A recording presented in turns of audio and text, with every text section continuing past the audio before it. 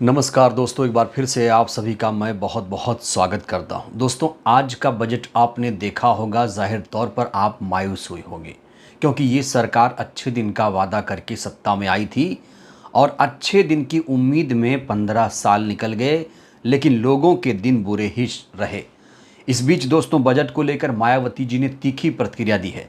दोस्तों, मायावती जी की ये ऐसी प्रतिक्रिया है, ऐसे लगता है जैसे मायावती जी ने कम शब्दों में बहुत सारी बातें कह दी हैं। दोस्तों, बजट पर जो आज की मायावती जी की प्रतिक्रिया है वो लोगों को बहुत पसंद आ रही है। यकीन मानिए दोस्तों, आप भी अगर सुनेंगे तो आप भी खुश हो जाएंगे, पूरा बजट समझ जाएंगे, बजट में क्या खामियां हैं वो जान जाएंगे। तो दोस्तों, इस लिहाज से आज मायावती जी ने जो सटीक विश्लेषण किया है बजट का, वो दोस्तों काबिले तारीफ है। दोस्तों, बीजेपी सरकार एनडीए जहां बजट से खुश है, अपनी पीठ थपथपा रही है, वहीं गरीबी, बेरोजगारी, महंगाई पर कोई ध्यान नहीं दिया गया है। और इस बजट का खुद मायावती जी ने ही विश्लेषण कर दिया। ऐसा विश्लेषण जिसकी चारों तरफ चर्चा हो रही है, चारों तरफ तारीफ हो रही है। दोस्तों, चलिए बिना देर के आपको हम बताते हैं दोस्तों, मायावती जी ने इस बजट का विश्लेषण कैसे किया है। इसको लेकर दोस्तों ट्वीट किया है मायावती जी ने, और 3 ट्वीट किए हैं दोस्तों। इसको लेकर मायावती जी ने 3 ट्वीट किए हैं और इन 3 ट्वीट्स में ही बजट का सारा सार छुपा हुआ है। देखिए क्या कहा है। संसद में आज पेश केंद्रीय बजट अपने पुराने ढर्रे पर कुछ मुट्ठी भर अमीर और धन्ना सेठों को छोड़कर देश के गरीबों, बेरोजगारों, किसानों, महिलाओं, मेहनतकशों, वंचितों, उपेक्षितों, बहुजनों के त्रस्त जीवन से मुक्ति हेतु अच्छे दिन की उम्मीद वाला कम, बल्कि उन्हें मायूस करने वाला ज्यादा है। आगे लिखा, देश में जबरदस्त गरीबी, बेरोजगारी, महंगाई, पिछड़ापन तथा यहाँ के 125 करोड़ से अधिक कमजोर तबकों के उत्थान और उनके लिए जरूरी बुनियादी सुविधाओं के प्रति इस नई सरकार में भी अपेक्षित सुधारवादी नीति व नीयत का अभाव है। बजट में ऐसे प्रावधानों से क्या लोगों का जीवन खुश और खुशहाल हो पाएगा?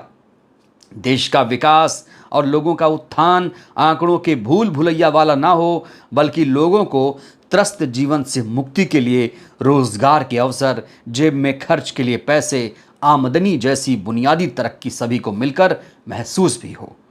रेलवे का विकास भी अति जरूरी है। सरकार बीएसपी सरकार की तरह हर हाथ को काम दे। यहाँ पर मायावती जी कह रही हैं कि जो गरीबी है उससे मुक्ति तभी मिलेगी जब हर हाथ को काम मिलेगा। उन्होंने अपना उदाहरण पेश किया। बीएसपी की सरकार हुआ करती थी उत्तर प्रदेश में, तो बीएसपी यही काम करती थी। कभी किसी को लालच नहीं दिया, 5 किलो राशन नहीं दिया, हर हाथ को काम दिया। यहाँ पर दोस्तों मायावती जी कह रही हैं 125 करोड़ से अधिक कमजोर तबकों के उत्थान के बारे में बजट में कुछ भी नहीं किया गया। सिर्फ और सिर्फ ये धन्ना सेठों, अमीरों को खुश करने वाला बजट है। ना तो गरीबों का कल्याण हो रहा है, ना महिलाओं का, बेरोजगारों का, मेहनतकशों का, वंचितों का, उपेक्षितों का, बहुजनों का जो जीवन त्रस्त है उससे मुक्ति मिलती हुई नजर नहीं आ रही है। दोस्तों, मायावती जी ने यहाँ पर रेलवे के विकास पर भी जोर दिया है। एक तरफ जहां बुलेट ट्रेन का सपना दिखाया गया था, प्रधानमंत्री कहते थे कि भाई हवाई चप्पल पहनने वाला हवाई सफर करेगा। दोस्तों, आप बताइए, क्या आप हवाई जहाज में सफर कर पा रहे हैं? अभी कल ही मैंने एक टिकट चेक किया कि लखनऊ से गोरखपुर का क्या दाम है, तो जानते हैं क्या टिकट का दाम है इस समय? 8,000 रुपये। दिल्ली से मुंबई तक का 8,000, 7,000, 5,000, 5,000, 7,000 से 6,000 से नीचे कोई भी किराया प्लेन का नहीं मिलेगा आपको। और रेलवे की क्या हालत है ये भी आपको पता है, किस तरीके से ठूस ठूस कर रेलवे लोग सफ़र करते हैं, कितनी दिक्कतों से दोस्तों लोग सफ़र करते हैं। तो एक तरफ बुलेट ट्रेन का सपना दिखा रही, वहीं पर आज भी जो जनता है वो दोस्तों रेलवे में सही तरीके से सफ़र नहीं कर पा रही है। तो रेलवे के विकास पर भी जोर देने की सरकार को ज़रूरत है। दोस्तों, जो 5 किलो का राशन है उसको लेकर भी मायावती जी ने कटाक्ष किया है। कह रहे हैं कि भाई 5 किलो राशन नहीं चाहिए, 5 किलो राशन किसी को ज़रूरत नहीं है, उसे काम मिलना चाहिए, काम, हर हाथ को काम दो। सोचिए दोस्तों, 10 साल 2014 में ये सरकार आई थी, आपके जीवन में कितना बदलाव आया आप लोग खुद बताइए। क्या बदला आपके जीवन में? और देश का माहौल क्या कर रखा है आपको पता है? सिर्फ और सिर्फ हिंदू मुस्लिम हिंदू मुस्लिम। दोस्तों, यूपी सरकार अलग ही नौटंकी कर रही है। किस तरीके से वहां हिंदू मुसलमानों के बीच में नफरत पैदा करने की कोशिश की गई एक आदेश के द्वारा, आपको पता है। कांवड़ यात्रा में जो भी दुकानें ढाबे आए, वहां कहा गया कि आप लोग अपना नाम लगा लीजिए। जहां एक तरफ कांवड़ यात्रा सौहार्दपूर्ण होनी चाहिए, आपसी भाईचारे का संदेश देना चाहिए, हिंदू मुसलमान मिलजुल कर रहे हैं ये संदेश देना चाहिए, वहीं पर आज भी भारतीय जनता पार्टी अपने उसी पुराने एजेंडे पर चल रही है। दोस्तों, भारतीय जनता पार्टी का एक ही एजेंडा है, एक ही नैरेटिव है, हिंदुत्व के नाम पर वोट मांगना और फर्जी राष्ट्रवाद करना। राष्ट्रवाद क्या है? राष्ट्रवाद ये है कि देश के लोगों को आपस में जोड़े रखना, तोड़ना नहीं रे भाई। हिंदू मुस्लिम करके तोड़ना राष्ट्रवाद नहीं है। राष्ट्रवाद सिखा रहे हैं ये लोग। कौन सा राष्ट्रवाद कहाँ पढ़ लिया, किस बुक में पढ़ लिया, मुझे तो आज तक समझ में नहीं आया।